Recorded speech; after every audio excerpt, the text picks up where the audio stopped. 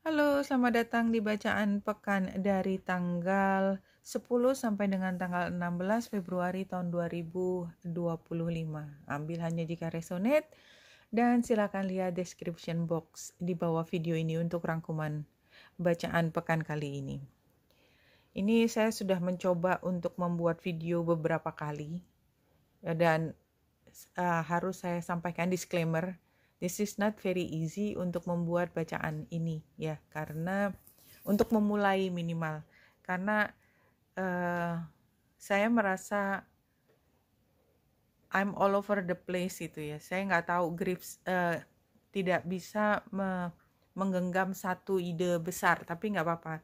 Ini udah terjadi juga, dan di tengah perjalanan saya membaca, dan kalau berhasil selesai dan ditayangkan, artinya saya dibimbing untuk bisa sampai pada inti dari bacaan yang utama. Tapi ini udah beberapa kali saya mencoba untuk membuatnya dan tidak terlalu berhasil tadi.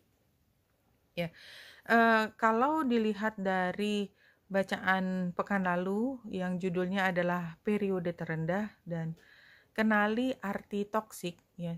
Jadi seperti pekan lalu itu kayak kita mulai membuka mata tentang apa sih sebenarnya yang harmful buat seseorang, buat kita, buat kemanusiaan.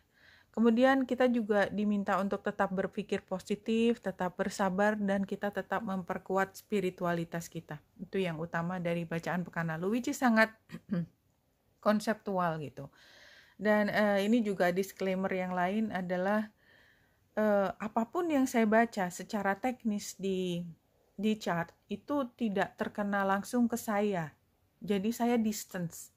Saya membaca sangat teknikal apa yang ada di gambar, tetapi feelingnya tidak sepenuhnya saya peroleh sampai pada kemudian, seperti biasa saya ceritanya dari YouTube, cerita-cerita di luar ternyata sangat luar biasa, wild gitu ya.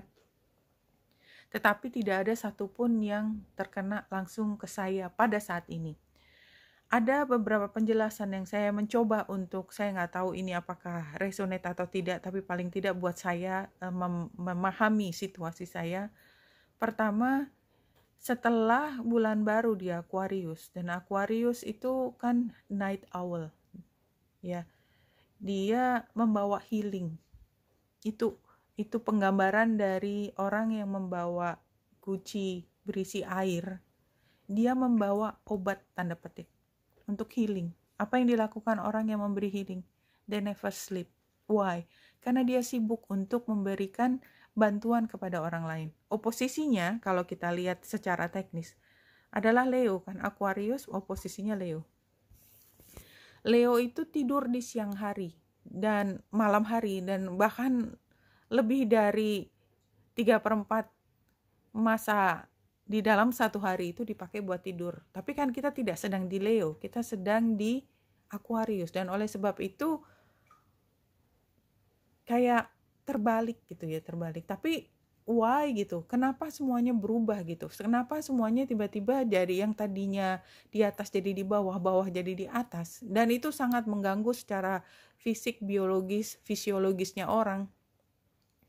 Situasi tersebut tuh kan membuat kesehatannya akan terganggu. Tetapi di antara hal tersebut, energi besarannya adalah untuk healing.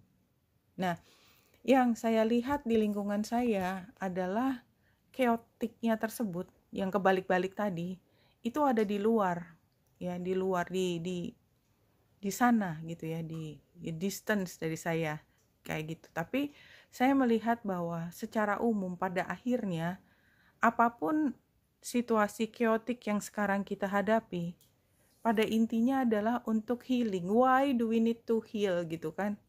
Karena kita akan memasuki era baru. Nah, era barunya ini yang kita berharap untuk kita mulai dengan clean slate, dengan satu hal yang kita bisa mulai dengan lebih sehat. Sebelum kita bisa masuk ke situasi tersebut, maka kita perlu mengenali hal yang toksik. Barangkali itu yang utamanya. Nah, kemarin sudah dimulai, sorry ya sebelum saya baca hari per hari, barangkali ide utama besar dari bacaan kali ini adalah kita melihat dulu, saya memberi penjelasan lebih jauh tentang apa yang disebut dengan toxic behavior. Toxic behavior adalah satu hal yang akan mengubah semuanya, mau tidak mau ya. Jadi kalau kita mau menang perang ya, siapa yang paling berperan di situ? Spies, kan? Mata-mata. Itu yang paling berperan. Apa yang dilakukan oleh mata-mata? Dia adalah bagian yang harmful buat apapun yang dimasuki, tetapi dia menyaruh sebagai bagian dari hal tersebut, ya kan? Dia masuk dalam sistem tersebut, dia bertugas untuk merusak, dan kemudian kerusakan itu terjadinya dari dalam. Kalau terjadinya dari dalam, maka defense-nya itu akan sangat turun. Ya, sama juga kuda Trojan kan sama seperti itu. Di situasi di mana pertahanannya begitu kuat, mencari satu celah masuk dengan kuda tadi kan, kuda Trojan. Di dalam kuda Trojan tersebut masuklah virus. Makanya virus Trojan itu kan itu.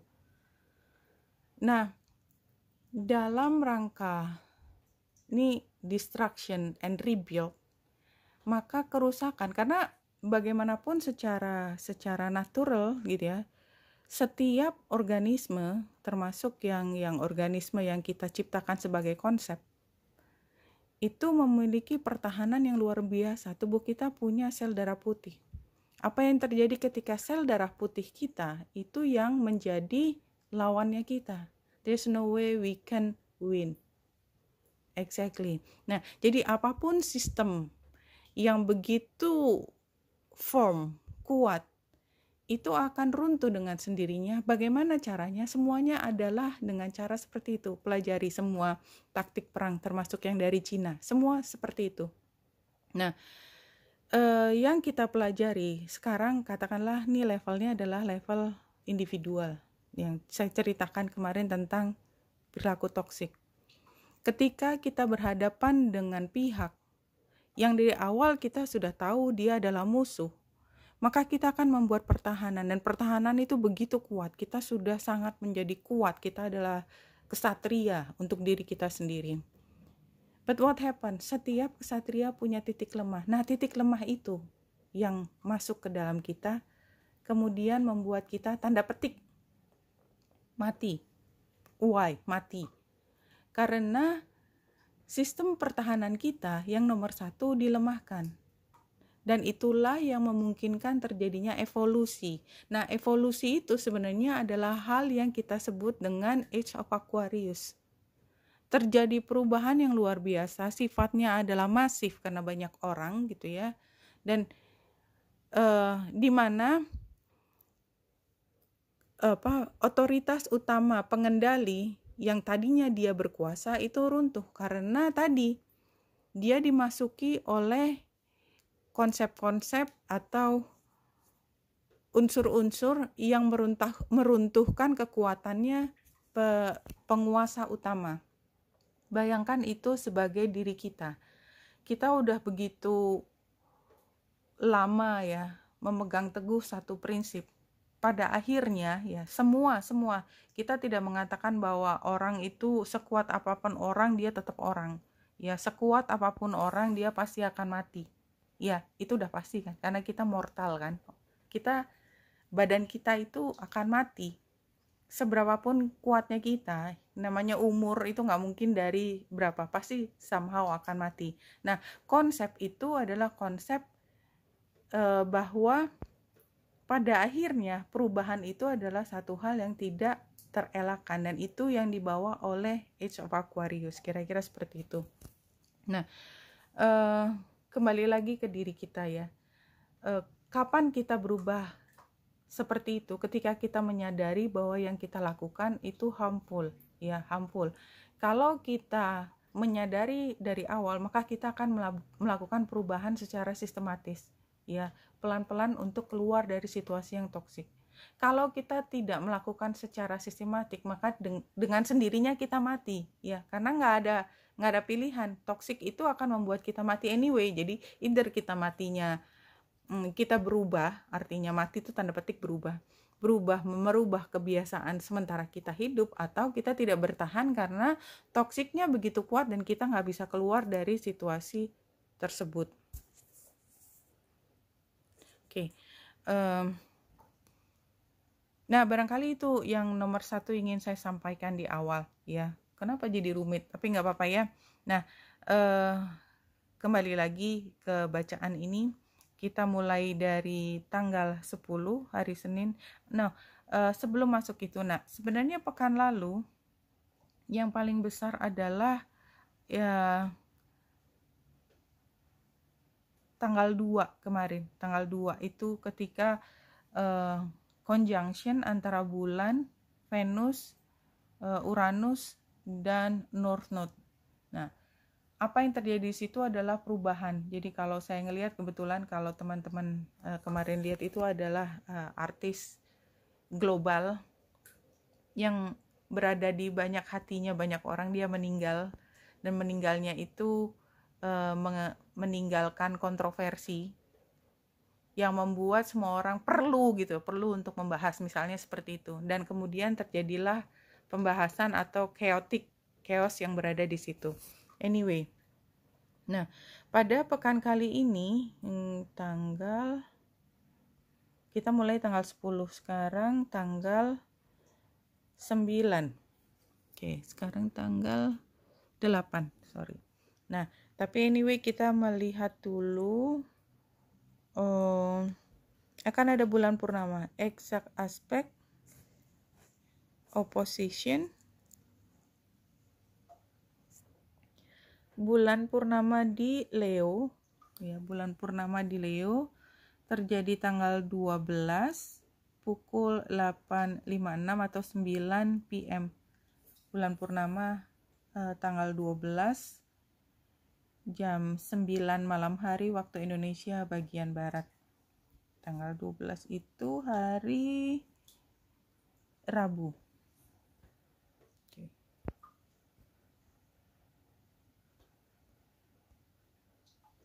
Hari Rabu.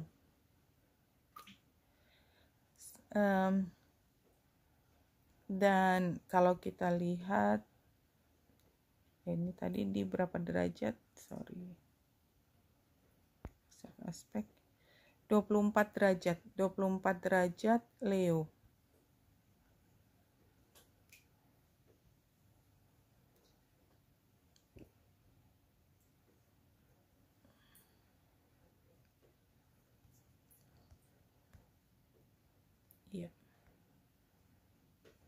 Faced with a deadline, a bohemian writer is hard at work despite the fact that his housemates are hosting a wild or gastic party just outside his bedroom. Oke. Jadi yang feeling tadi ya, kita tetap fokus. Bohemian writer, bohemian itu kan klasik ya. Kita tetap bekerja keras sesuai dengan tugasnya kita. Karena apa? Karena kita punya deadline. Deadline-nya itu kan ritmenya kita, bukan ritmenya luar. Despite the fact that his housemates are hosting a wild or gastic party just outside his bedroom door. Jadi kayak somehow tadi yang saya cerita tentang distance itu memang ternyata feelingnya itu ya. Saya juga baru lihat sekarang.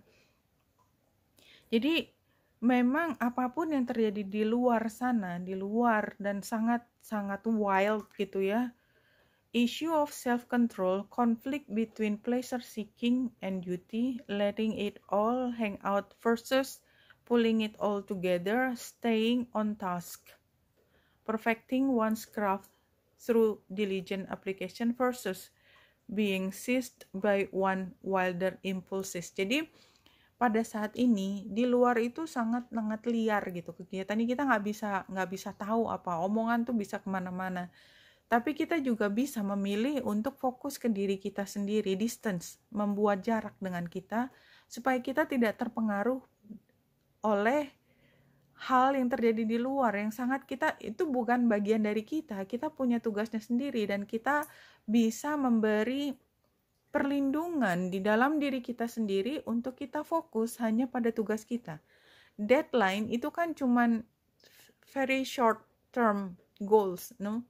Tapi itu yang kita pakai sebagai tujuan dari bagaimana kita survive dalam keseharian. Jadi itu barangkali yang perlu kita pahami dari awal untuk memahami tema kali ini. Nah, kita mulai dari hari Senin, ya. Hari Senin ini kan yang saya cerita kemarin tentang bulan yang conjunction dengan Mars, itu ada wild story di luar, dan kembali lagi saya ceritakan bahwa apapun yang terjadi di luar itu kayak distance dari kita. Dan mudah-mudahan itu yang terjadi, tapi tidak semuanya tentu saja begitu. Nah, itu akan dibahas lagi. Jadi isu yang terjadi 2 pekan lalu atau lebih jauh daripada itu, sebulan yang lalu atau sampai dengan 2 pekan yang lalu akan kembali dibahas. Dan ini levelnya kan sudah berubah dari ketika kejadian itu terjadi. Sekarang sudah menjadi implikasinya, dampaknya apa? Kemudian apa yang harus kita lakukan dalam menghadapi hal tersebut. Jadi itu adalah tema utama dari hari Senin, kita akan membahasnya. Dan matahari yang conjunction dengan Merkurius serta dengan Ceres, maka implikasinya termasuk kemudian apa yang menjadi kewajiban kita untuk membayar denda atau punishment atau whatever itu. Ya, itu yang menjadi pembahasan utama. Khususnya karena ini trine dengan Lilith untuk mereka yang paling tertindas. Jadi kayak misalnya tanda petik kebakaran rumah gitu ya. Jadi ini kan ya yang sudah terjadi, whatever happen gitu kan. Dan mungkin kita masih sibuk untuk saling menyalahkan, it happens kan. Udah tadi saya cerita tentang artis juga. Tapi yang paling penting di sini adalah kalaupun ada benefit, masih ada sumber daya yang tersisa, untuk siapa ini didedikasikan? Untuk mereka yang paling disadvantage kan? Untuk anak misalnya, untuk orang-orang yang terpinggirkan, itu yang menjadi utama. Dan ini memastikan bahwa situasi yang tidak seperti itu tidak terulang lagi. Matahari conjunction Merkurius conjunction Ceres square dengan Uranus. Dan ini termasuk memberikan lahan. Apa? Lahan tanda petik ya. Jadi foundation, basis untuk memberi advantage pada disadvantage community tersebut, apapun maknanya. Dan di sini kita lihat apa yang terjadi adalah pertentangan makin meruncing. Karena barangkali ada pihak-pihak yang sebenarnya dia tidak dalam keadaan completely disadvantage, jadi artinya less disadvantage atau lebih advantage daripada yang paling disadvantage gitu ya. Tetapi dia akan berkoar lebih keras. Jadi kayak misalnya barangkali ada juga yang kejadian di dalam negeri ya, yang perkara pembelian ya yang antri dan lain sebagainya. Siapa yang teriak paling keras? Bukan mereka sebenarnya yang paling utama terdampak, tapi dia yang menyuarakan gitu ya. Yang menyuarakan. Tetapi memang karena dia butuh menang, dia butuh untuk punya panggungnya sendiri, maka dia menggunakan kesempatan ada orang yang terkena disadvantage itu untuk advantage-nya dia. Apa? Yaitu popularitas misalnya, untuk mendapatkan keuangan atau keuntungan lain. Tapi sebenarnya dia nggak ada hubungannya sama sekali sama orang itu. Jadi dia hanya butuh katakanlah untuk meningkatkan posisi. Ya. Tapi dia sebenarnya bukan orang kalau ke rumah terus dia nggak punya gas misalnya gitu, bukan yang itu ya. Nah, something like that itu tergambar di sini, whatever happen. Ya, ini hanya saya mengambil contoh, kalau tidak relevan please just take it. Ambil yang relevan, tapi penggambarannya seperti itu.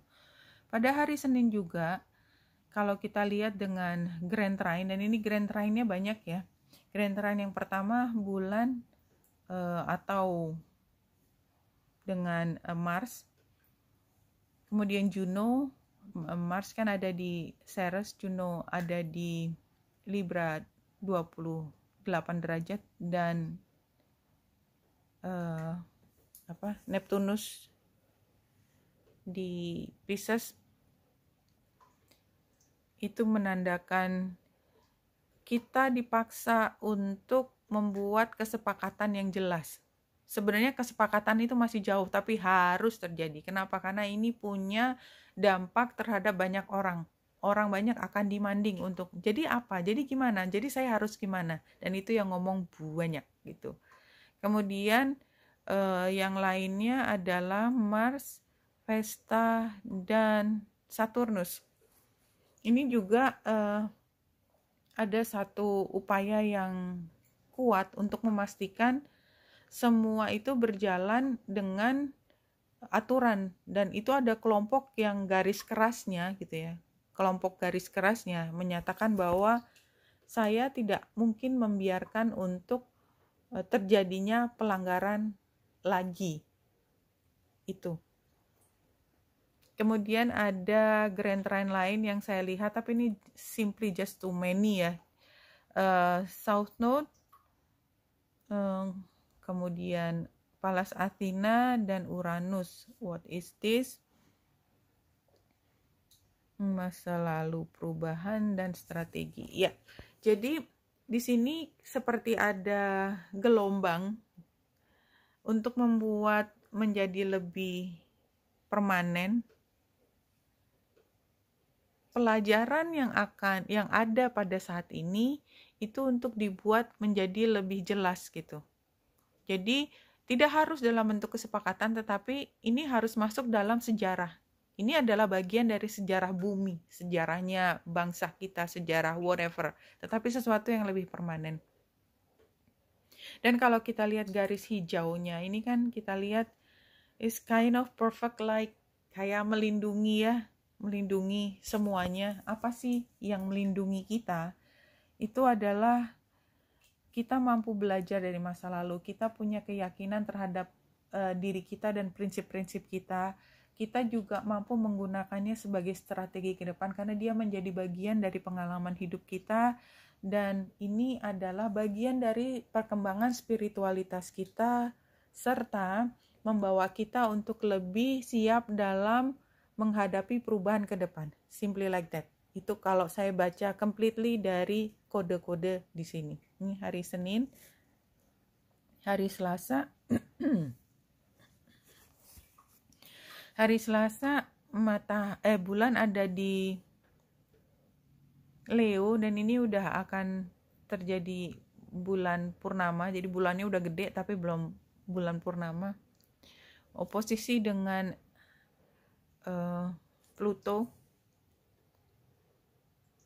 Ini penggambarannya adalah seperti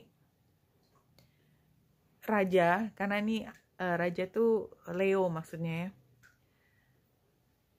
Dia sedang melihat kehamparan yang di depan, karena dia raja berarti kan ini area yang dia kuasai, tetapi somehow dia terharu biru, entah karena kesedihan yang mendalam atau rasa haru karena ada rasa syukur yang diperoleh gitu ya atas apa yang dia sudah achieve, udah peroleh sampai saat ini. Penggambarannya seperti itu. Ya, jadi expect hari Selasa itu kita kayak flooding, dibanjiri oleh perasaan haru tersebut. Hari Rabu ini adalah bulan purnama, dan seperti biasa setiap bulan purnama itu ada hal yang ikutan di sini. Yang jelas matahari conjunction dengan Merkurius dan Ceres itu sendiri sudah membawa hal yang luar biasa. Trine dengan Lilith, square dengan Uranus, serta sextile dengan Aries dan Chiron. This is very rich ya. Matahari juga square dengan Juno. Jadi ini adalah kalau di luar dari titiknya sendiri, titik dari 24 derajat pas bulan purnamanya itu kan tadi udah cerita ya. Kita memisahkan diri dari kejadian yang chaotic di luar karena kita fokus pada apa yang kita kerjakan sekarang, deadline-nya kita. Kita punya ritmenya sendiri, nggak harus sama dengan kejadian berisik di luar situ. Nah, yang kita rasakan pada saat bulan purnama atau pada saat hari Rabu tanggal 12 ini adalah kita mampu melihat dengan jelas narasi yang ada di luar terkait bagaimana caranya orang untuk mencari keuntungan. Dan bagaimana mereka mencoba untuk preserve, untuk memastikan kemenangan mereka terhadap duit yang mereka punya, itu dalam bentuk yang lebih permanen tadi, dengan kesepakatan, dengan agreement. Tetapi ada kelompok yang mencoba untuk negosiasi hal tersebut. Somehow, kita juga mampu melihat semua kejadian tersebut. Jadi ini kan kayak drama politik ya. Drama politik mungkin levelnya juga nggak terlalu negara gitu ya. Drama politiknya rumah tangga kita juga bisa gitu ya. Kita punya prinsip-prinsip. Apa prinsip kita? Yaitu tadi, bagaimana kita memastikan yang paling disadvantage itu mendapatkan haknya. Dan oleh sebab itu worth it buat kita berjuang. Itu hari Rabu. Hari Kamis, bulan sudah masuk di Virgo di 2 derajat pada pukul 12 siang waktu Indonesia bagian Barat. Di Virgo adalah energi termasuk kita mencoba untuk mengenali kembali diagnosis sebenarnya. Kalau di Aquarius itu lebih healingnya, jadi udah tahu ceritanya apa sehingga kita harus ngapain, kita harus menyelesaikan pengobatan tersebut. Tetapi kalau di Virgo itu lebih diagnosisnya. Jadi kita itu sakit apa sih gitu ya. Itu hari Kamis. Dan sepertinya kita belum bisa sepenuhnya mendapatkan informasi tersebut, tetapi kita udah paham bahwa it's not a small matter. Apapun yang terjadi, diagnosis itu tidak hanya penyakitnya diri kita, tetapi juga yang lebih luas. Jadi masalah besar, isu, konflik, itu sebenarnya penyebabnya apa. Tapi kita udah punya rasan-rasan bahwa it's not going to be a very simple answer untuk pertanyaan, jadi apa penyakitnya. Hari Jumat, bulan oposisi dengan Saturnus dan square dengan Jupiter. Di bulannya ada di Virgo. Ini seperti kita punya isu dengan orang tua kita, dengan suami kita. Jadi itu tadi kiasan ya. Kita punya isu dengan bos kita, tetapi bos kita itu tidak sepenuhnya sejalan dengan CEO-nya misalnya. So what should we do? What should we do kalau di penggambaran ini sebenarnya dua-duanya kan si malakama ya buat kita hari Jumat itu. Jadi kita mesti belain siapa? Belain bosnya bos kita atau bosnya kita sendiri? Which is kalau dari penggambaran sini saya merasa bahwa mudah-mudahan kita masih punya waktu untuk digging the data gitu. Itu mungkin jalan keluarnya just dig the data. Karena dua-duanya tanda petik ada kemungkinan salah, jangan ambil salah satu pihak jika dimungkinkan. Kalau tidak ada kemungkinan, maka menurut saya barangkali lebih aman untuk tidak terlalu frontal dengan bosnya bos kita. Ya, kalau itu saya bilang mau bermain aman, tapi lebih kembali lagi pada prinsip kita, dikembalikan lagi ke prinsip. Ini tadi saya bicaranya bukan rekomendasi tapi lebih penggambaran ya. Keputusan semua pada masing-masing orang. Nah, hari Sabtu, bulan yang conjunction dengan South Node dan North Node conjunction dengan Neptunus. Jadi ini saya juga punya apa ya, hard time juga to understand Neptunus di derajat-derajat terakhir Pisces. Derajat-derajat terakhir Pisces. Karena ini Neptunus itu kan dilihatnya dari Western astrologi, maka saya lihatnya dari astrologi Western. Karena kalau berubah jadi Vedic itu agak beda pendekatannya, dan saya makanya punya hard time untuk menjelaskan Neptunus ini. But anyway, kalau saya lihat dari Western astrologi derajatnya, kemudian mungkin kita lihat dulu derajatnya adalah 28-29 Pisces, 28-29 Pisces.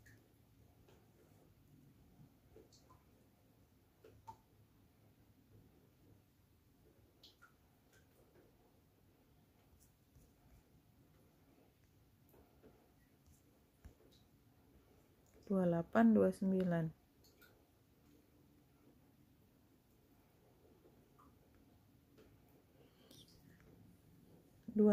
foreign queen dressed in a carnival mask rides through moonlight canals to a secret meeting. After landing, she throws off her robe to reveal her regal splendor. Foreign queen rides through moonlight canals to a secret meeting. 28.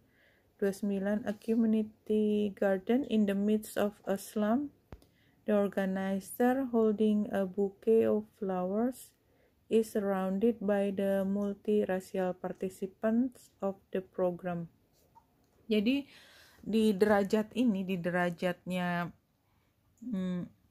Neptunus, itu kan kita lihat sebenarnya kalau dari dua titik aja, ya karena ini sebenarnya lebih ke 28, tapi kan Neptunus itu bergeraknya lambat sekali ya, jadi dua-duanya masih bisa masuk. Jadi kan sebenarnya Neptunus dia pengaturnya Pisces. Apa yang ada di Pisces, energinya Pisces adalah spiritualitas, perubahan yang tadi yang deadly, tanda petik ya. Deadly itu artinya karena kenapa dia harus dead? Karena dia harus rebirth. Kemudian rebirthnya kan di Aries. Jadi ada transformasi, ada spiritualitas. Nah, jadi sebenarnya apa sih dari makna dari Neptunus yang conjunction dengan North Node? North Node itu desire, kebutuhan untuk mencapai hasrat, dan hasratnya itu tidak pernah bisa terpenuhi. Dia seperti kalau di Vedic adalah kepala ular. Jadi kalau dia ingin kaya, seberapapun kekayaan dia peroleh dan dia sukses besar gitu misalnya, kekayaan itu rasanya nggak cukup, jadi selalu haus lagi kekuasaan. Saya selalu haus kekuasaan. Nah, kalau spiritualitas kan tentang divination, tentang satu hal yang di luar dari maya gitu, tetapi di conjunction dengan North Node. Jadi kayak kita punya kebutuhan spiritualitas yang nggak pernah bisa dipenuhi, seperti itu. Jadi kayak kita sudah mencoba semaksimal mungkin untuk bisa memisahkan antara mundane yang sehari-hari dengan yang sifatnya spiritualitas.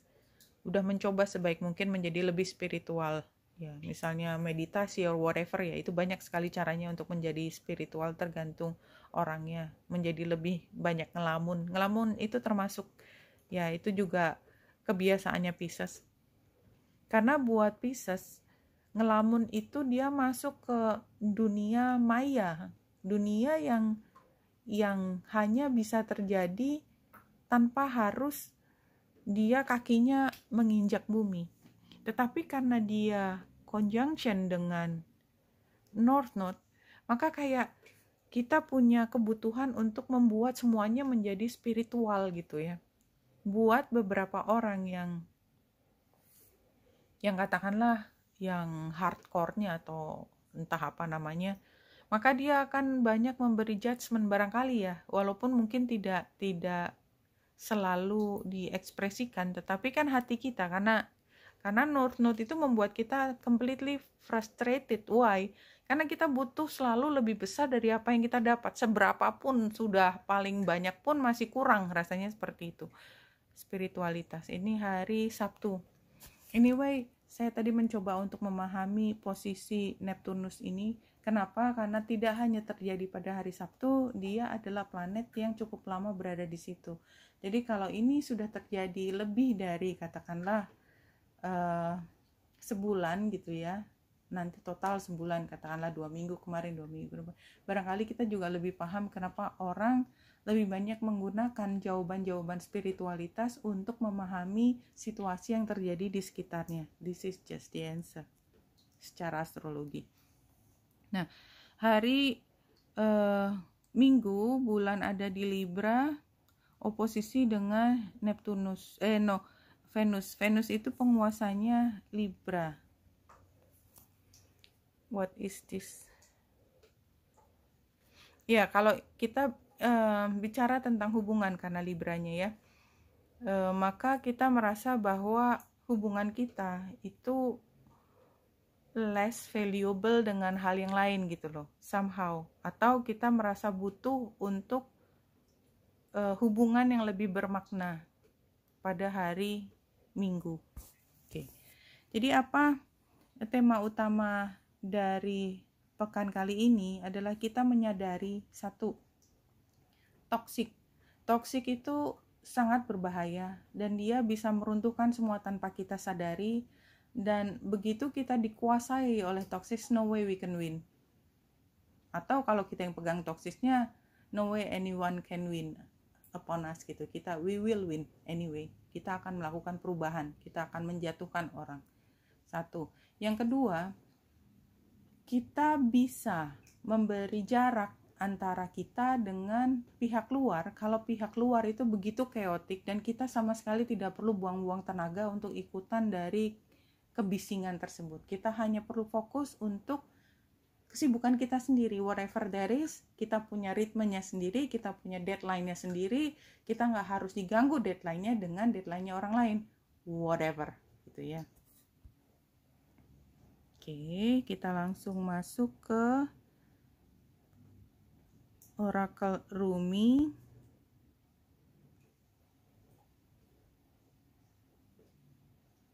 Passion of the Wild Red Mother. 9. Don't ask the conscious ones about the wine. Behold the glowing effect of it in the eyes of the drunks. Ini kita happy pada saat kita mabuk. Apa sih mabuk? Mabuk itu kita tidak connect dengan realitas. Tetapi kita happy di dalam dunianya kita. It doesn't matter kita dikatain apapun gitu ya, karena kita punya dunianya sendiri, dunia yang tidak harus bisa dijelaskan oleh orang lain. Iya. Itu maknanya, saya tidak perlu lebih dalam lagi ya. Yang jelas pada saat ini kita concern, kita khawatir gitu ya. Terkait apa? Terkait dengan lingkungan kita terdekat, dari keluarga besar, komunitas kita, tapi yang relatif dekat. Posisi kita di dalam hal tersebut. Jadi kalau kita di tempat kerja adalah jabatan kita di dalam organisasi tersebut atau dalam perusahaan tersebut. Kenapa? Karena kita paham di sana ada yang toksik. Kita bingung karena kita barangkali tidak bisa dengan serta-merta melihat mana yang baik dan yang buruk, semuanya serba blur.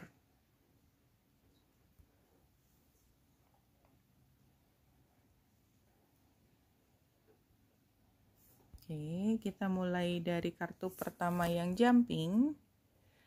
Dari kristal ini, Unakit answer prayers. All your great work has opened the door for divine solution and support. Jadi ini kan kembali mengatakan bahwa kalau kita punya masalah yang tidak pernah ada jawabannya kemarin karena situasi sangat kacau, kita berharap ada kejelasan, dia akan datang. Something like that. Path of the soul, this is the complete opening of the heart center. You will and the divine will are merging. This is the next step in the journey to ascension, operating fully from the place of love. Trust each and every step you are guided to take, even if you do not understand at this moment. There may be times that you feel overwhelmed with all you've been given. You are in a full flow with intuitive guidance, creative ideas, tasks, and undertakings. You may experience a mix of emotional and physical occurrence, but know that this is natural part of the process. Jadi kembali lagi ini kayaknya lebih mengingatkan untuk keyakinan kita pada prinsip-prinsip spiritualitas kita. Kemudian ini dari kartu yang previous events-nya adalah you are never alone. Hopefully kita udah sampai pada keyakinan bahwa ya memang kita nggak pernah sendiri, walaupun sepertinya secara fisik kita sendiri. We are never alone. Ini karena previous event.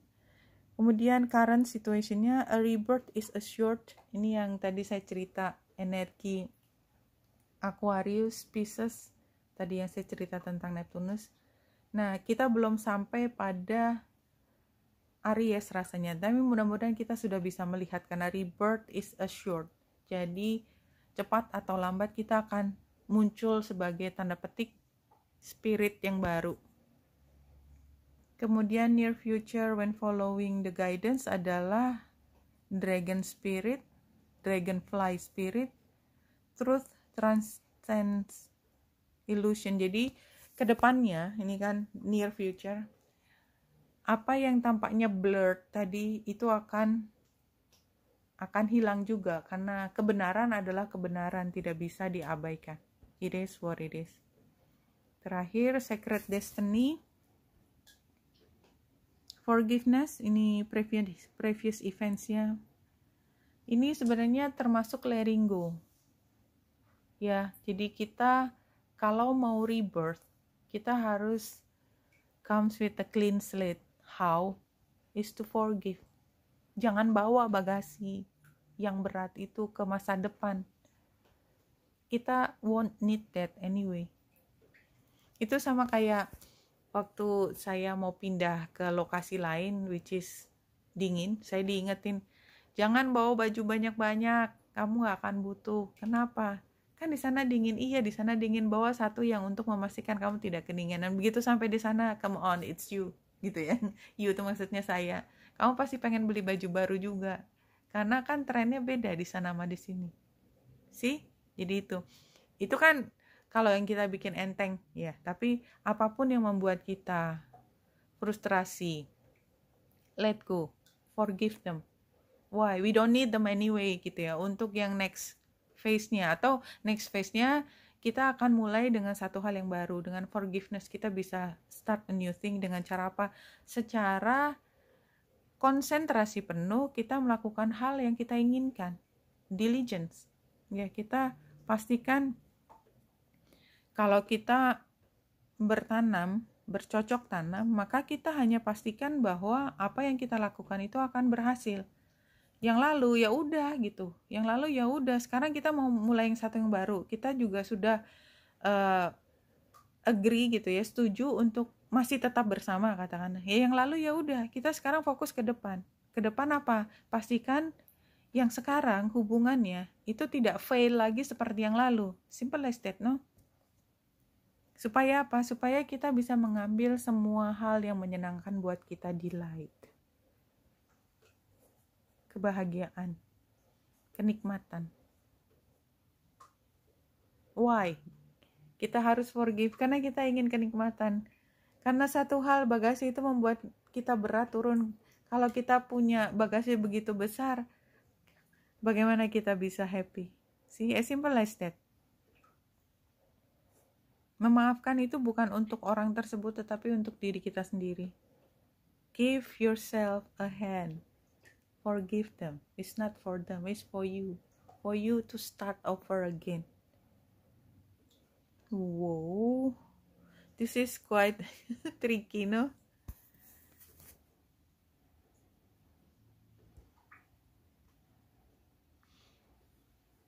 Situasinya adalah kita sedang mencari resolusi dari damage, assessing the damage. Ya, anyway ya, sama yang tadi saya cerita tentang hari Senin tadi. Kita ngomongin 2 minggu yang lalu yang berantakan luar biasa. So, what we are gonna do now? Itu situasinya. Yang paling penting adalah kita mencari resolusi. Challenge-nya, ini challenge ya. Fantasy, illusion, creative brainstorming, altered states. Jadi, kita nggak fokus gitu. Kita masih ngomongin hal yang tidak mungkin dicapai untuk solusi yang sifatnya urgent. Jadi kita perlu membedakan antara yang urgent sama yang jangka panjang. Iya, semuanya harus dibayar. Tapi mungkin ada yang lebih life saving barangkali seperti itu. Advice-nya itu memang harus ngotot kalau di sini ya. Difficulty relating unequal relationship, no relationship. Kalau nggak bisa ya nggak usah. Titik. Why? Hasilnya adalah facing the consequences, guilt, regret, choosing. Ya, ini kayaknya saya lebih ngerasa energinya ya. Kalau tidak bisa dimaafkan ya jangan dimaafkan. Kita mencari resolusi. Ini ya penggambarannya ya. Kalau yang resolusinya adalah sesuatu yang tidak ada gitu ya, tidak mungkin terjadi, that we already experience that over and over again, that won't happen ya. Jadi kalau kita muter nabrak hal yang sama, kalau kita mau muter sekali lagi ya pasti nabrak hal yang sama lagi. Kalau nggak ada gitu ya udah lepas. Kenapa? Karena ya kita udah memberi kesempatan berkali-kali dan tidak diambil kesempatannya, ya it's the consequence, no. Kalau kita melakukan hal yang buruk, kita nggak bisa berharap pemaafan terus-terusan kan. Pemaafan tanda petik itu bukan artinya kita pemaafannya ya udahlah gitu ya, nggak bisa kita terus. Tadi yang forgiveness. Tapi ini yang kalau memang kita tidak mungkin mengambil gain lagi ya dari situasi ini, leave it. Come on, you're smart enough ya. Kamu bukan donkey yang akan jatuh di tempat yang sama. Simple as that barangkali informasinya. Sorry ya kalimatnya kalau menyakitkan. I didn't mean that. Just want to make myself clear apa maksudnya.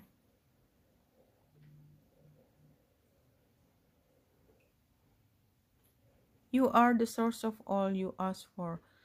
Iya, jadi kembali lagi, ini seperti mengkonfirmasi. Kalau kita menginginkan sesuatu yang tidak ada gitu ya, biar kita maksa kayak apa, yang nggak ada, this is what it is gitu loh. Lah, kalau gitu, kalau kita nggak bisa mengambil dari sumber daya dari luar, ya udah gitu ya. Kenapa? Karena kita juga cukup, kita juga punya, we don't need them. You are the source of all you ask for. You can get one by yourself or not having to be with whatever yang toxic tadi. Oke, Wenita Indrasari di sini, semoga membantu. Salam hati dan cahaya. Stay strong.